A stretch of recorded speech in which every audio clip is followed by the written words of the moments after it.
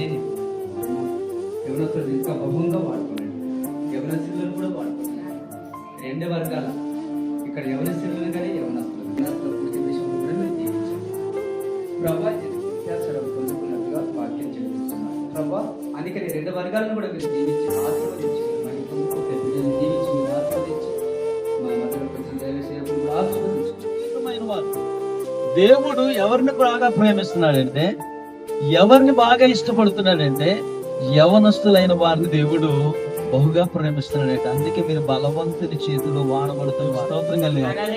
చెప్తున్నాడు ఈ మాట యవనస్తుడితో చెప్తున్నాడు. యవనేచ్ఛల నుండి నువ్వేం చేయాలి? పారిపోము. అక్కడ ఫుట్ నోట్స్ లో రాయబడి ఉంది చూడండి, అక్కడ ఫుట్ నోట్ నుంచి పారిపోము అని రాయబడి ఉందండి. యవనస్తులు పాపమును విడిచి పారిపోండి అని రాయబడదు. అంటే పాపమునకు దూరంగా వెళ్ళిపోండి, పాపమును విడిచిపెట్టండి, పాపమునకు దూరముగా పారిపోండి అని ఖచ్చితంగా అక్కడ మాట రాయబడింది. ఎవరి కోసం చెప్తున్నాడు ఈ మాట? తిమోతితో చెప్తున్నాడు. ఈ రాత్రి యవనస్తులు ఉన్నటువంటి మీ అందరితో కూడా దేవుడు మాట్లాడుతున్నాడు వాక్యం ద్వారా. మీరేం చేయాలంటే పాపమును విడిచి పారిపోయే వారిగా ఉండాలి. దేన్ని విడిచి పారిపోవాలట? పాపము ఒక యవనస్తుని పట్టుకోవాలని ప్రయత్నం చేస్తారు. లోబడుతుందో వారు అవిధేయులుగా మారిపోతున్నారు. పాపం వలన వచ్చే జీతము ఏమిటంట? మరణము.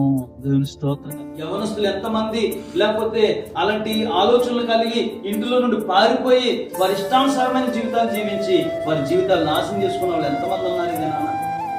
కాబట్టి దేవుని పిల్లలుగా మనం ఎలా ఉండాలంట? శాంతం, కోపం తగ్గించుకోవాలి. అలాగే పగలు, ద్వేషాలు మన జీవితాల్లో కలిగి ఉండకూడదు. అందుకే తిమోతికి చెప్తున్నాడు, ఓ యవనస్తుడా నీ నడకలు ఏం చేయాలి? సరి చేసుకో.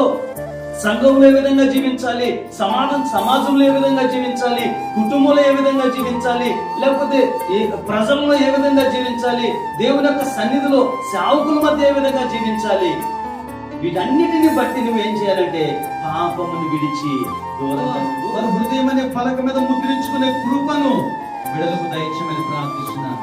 మరి యవన జీవితంలో ఉన్నటువంటి ప్రతి విధమైన లోపములను కూడా కృప దయచేయండి. అందరూ కూడా ప్రార్థన చేయండి. రక్షాపడి దేవుని సన్నిధిలో ఇంతవరకు నాకు లోకములను వాటికి నేను ఆకర్షించబడ్డాను తండ్రి. నీ వాక్యాన్ని